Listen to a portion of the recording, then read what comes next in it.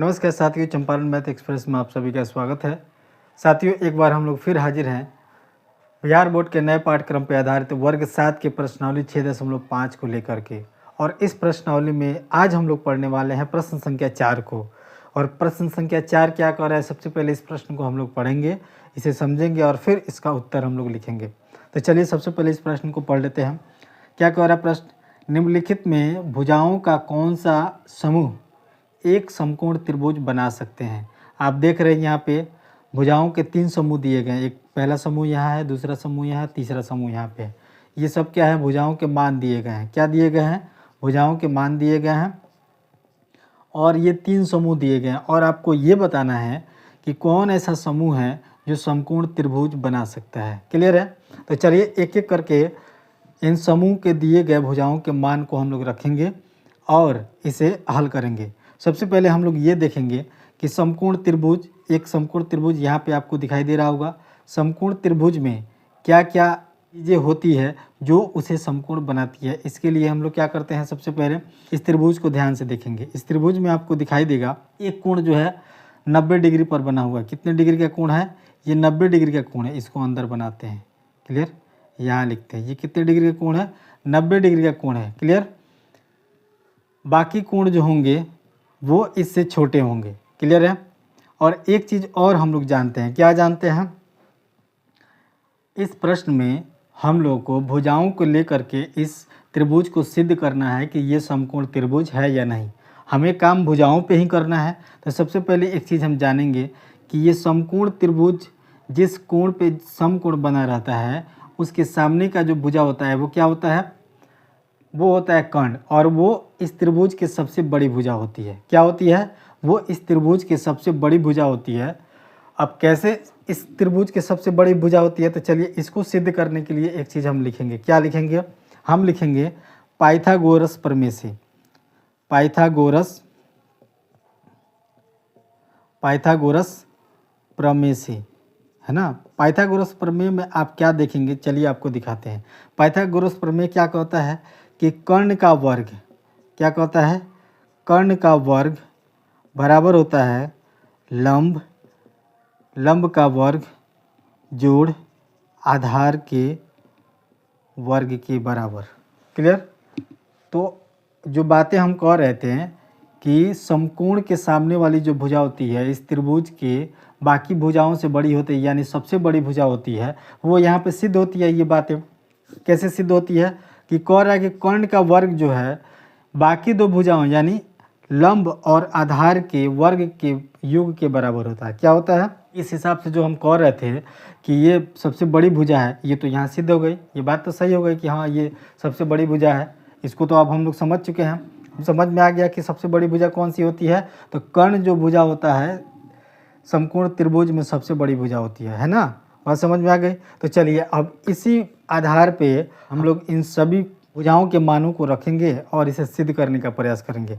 यानी सबसे बड़ी भुजा कौन सी होगी, तो कर्ण। तो चलिए अब कर्ण को हम लोग देखेंगे। इसमें आप लोग ध्यान से देखिएगा, भुजाओं के जो मान दिए गए हैं इसमें सबसे बड़ी जो भुजा होगी ना, जो भुजा के मान होगी वही कर्ण का मान होगा। तो देखिए 2.5, 6.5 और 6 सेंटीमीटर।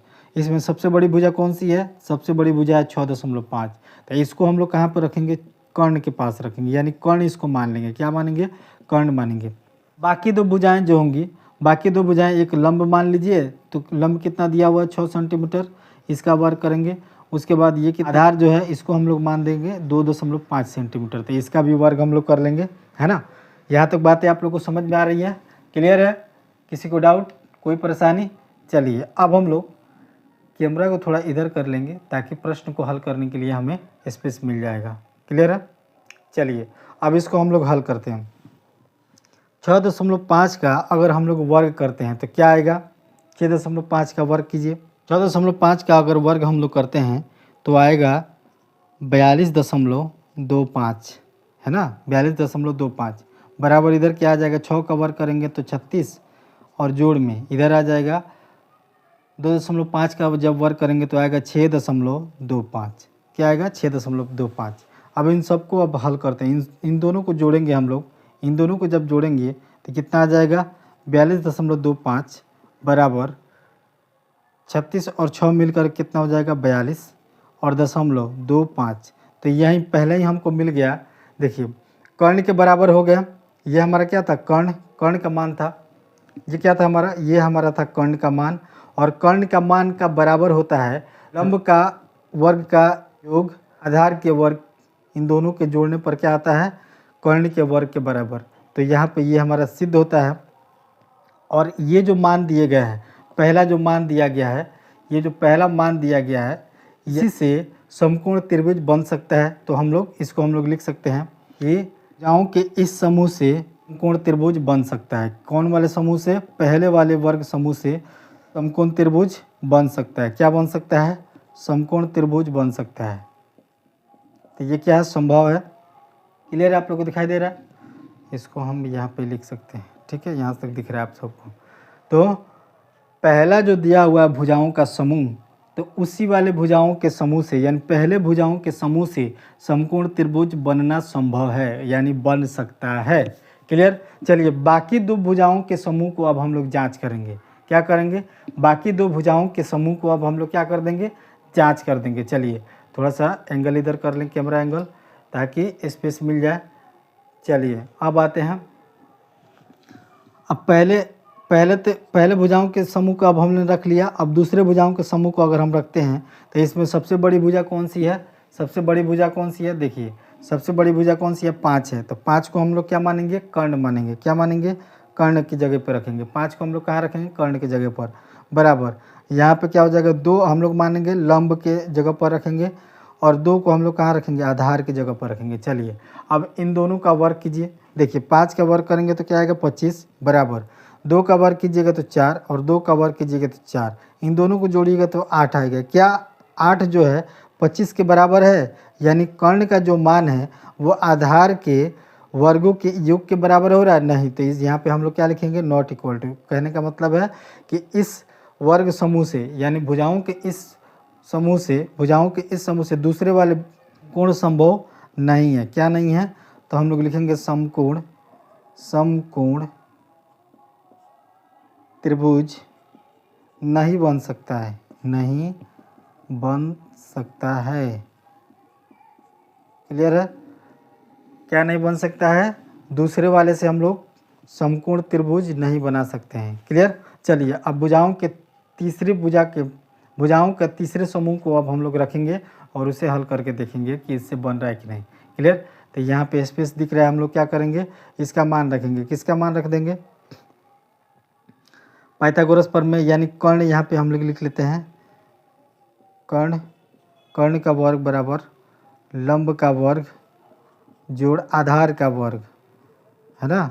समझ में आ रही है आप लोगों को। चलिए ठीक है, कर्ण का वर्ग बराबर लंब का वर्ग जोड़ आधार का वर्ग, यही होता है पाइथागोरस प्रमेय। तो चलिए अब इस पे हम लोग भुजा के तीसरे समूह को अब हम लोग रखेंगे। भुजा के तीसरा समूह क्या कर रहा है, सबसे बड़ी भुजा इसमें कौन सी होगी, देखिए ध्यान से, 1.5 2 metre 2 centimetre, 1.5 centimetre 2 centimetre 2.5 centimetre, सबसे बड़ी भुजा 2.5 सेंटीमीटर। 2.5 सेंटीमीटर का वर्ग करेंगे कर्ण के पास, यानी कर्ण की जगह पर क्या रखा गया, 2.5।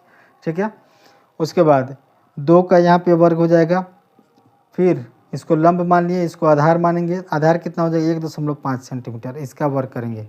क्लियर, आप लोग को दिखाई दे रहा है। चलिए अब इन दोनों का वर्ग कीजिए। पहले कर्ण का जो मान दिया हुआ 2.5, इसका वर्ग करेंगे तो क्या आ जाएगा, 6.25। क्या आ जाएगा, 6.25। 2 का वर्ग करेंगे तो 2 दूनी 4, और इसका वर्ग करेंगे तो कितना आ जाएगा, 1.5 का वर्ग करेंगे तो आएगा 2.25। क्या आ जाएगा, 2.25।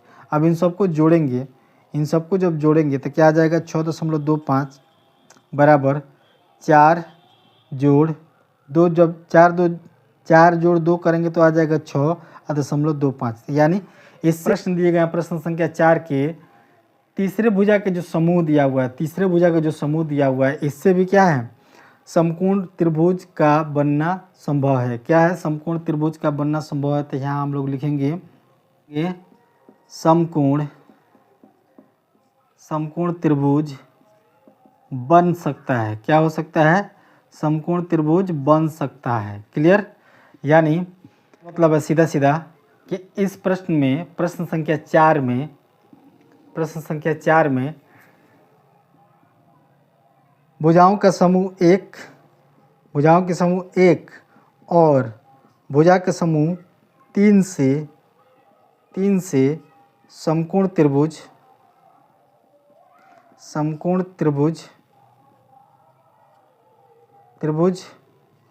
बन सकता है। क्या हो सकता है? बन सकता है। क्लियर? आपसे यही प्रश्न किया जा रहा था। प्रश्न क्या कहा जा रहा था कि निम्नलिखित में भुजाओं का कौन सा समूह एक समकोण त्रिभुज बना सकता है ना? तो हमने यहाँ पे सिद्ध किया। तीनों भुजाओं के समूह को बारी बारी से पाइथागोरस प्रमेय पर रख करके सिद्ध करने का प्रयास किया कि क्या इन भुजाओं का जो समूह है पाइथागोरस प्रमेय के हिसाब से समकोण त्रिभुज बना सकता है कि नहीं। तो उसमें से पहला और तीसरा जो का समूह है उससे कोण त्रिभुज बनना संभव है। इस प्रकार प्रश्न संख्या 4 यहाँ पे हल होता है। और अब हम लोग आ चुके हैं इस वीडियो के अंत तक। तो मैं आपसे कहूँगा वीडियो को अंत तक देखने के लिए आप सभी का बहुत बहुत आभार।